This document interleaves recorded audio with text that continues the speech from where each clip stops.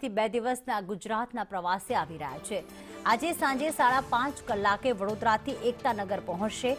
એકતાનગરમાં વિવિધ પ્રોજેક્ટ્સનું તેઓ લોકાર્પણ કરશે।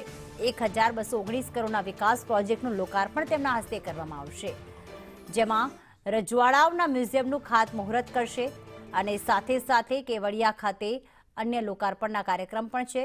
367 કરોડના ખર્ચે આ રજવાડાઓનું મ્યુઝિયમ આગામી સમયમાં બનવા જઈ રહ્યું છે। પીએમ મોદી બિરસા મુંડા ભવનનું પણ લોકાર્પણ કરશે। પીએમ મોદી બસોને લીલી ઝંડી આપીને રવાના કરશે।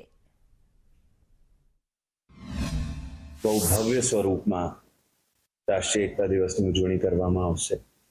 એમાં બહુ મોટા સ્વરૂપમાં પ્રથમવાર મૂવિંગ પરેડ વગેરે થશે, જેમાં બીએસએફ, સીઆઈએસએફ, આઈટીબીપી વગેરેના કન્ટિન્જન્ટ્સ હશે। એની સાથે 10 ટેબ્લો બનાવવામાં આવ્યા છે। સાથે કલ્ચરલ પ્રોગ્રામ્સ પણ થશે। દર વર્ષની જેમ વિભિન્ન ડેવલપમેન્ટલ પ્રોજેક્ટ્સ જે એકતાનગર ખાતે થઈ રહ્યા છે, એના લોકાર્પણ અને ખાતમુહૂર્ત પણ માનનીય પીએમ સર દ્વારા કરવામાં આવશે। સરદાર પટેલની 150મી જન્મ જયંતિ નિમિત્તે પ્રધાનમંત્રી નરેન્દ્ર મોદી અહીંયા આવનાર છે, ત્યારે તેઓના હસ્તે જે લોકાર્પણ થનાર છે તેનું એક ગાર્ડન છે, ત્યાં છું। આ જે છે બોન્સાઈ ગાર્ડન છે।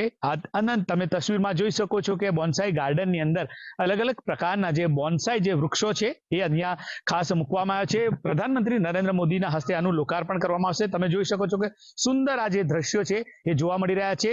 દૂર દૂરથી લોકો અહીંયા આવશે ને આ જોઈ શકશે, અને અત્યારથી તમે જોઈ શકો છો કે પતંગિયા પણ અહીંયા ફરવા લાગ્યા છે। નેચરલી જે આખું એક અલગ તમે જોઈ શકો છો કે અલગ અલગ જે બોન્સાઈ વૃક્ષો છે, વામન વૃક્ષ વાટિકાનું નામ આપવામાં આવ્યું છે। તમે જોઈ શકો છો કે આ જે ચીની બરગદ જે છે ત્યાં નેચરલી રીતે પતંગિયા આવી રહ્યા છે।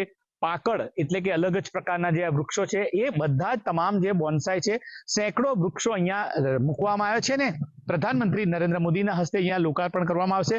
લગભગ 1.5 હેક્ટર વિસ્તારની અંદર સમગ્ર બોન્સાઈ ગાર્ડન બનાવવામાં આવ્યો છે। ત્યાં એક પોન્ડ પણ હશે।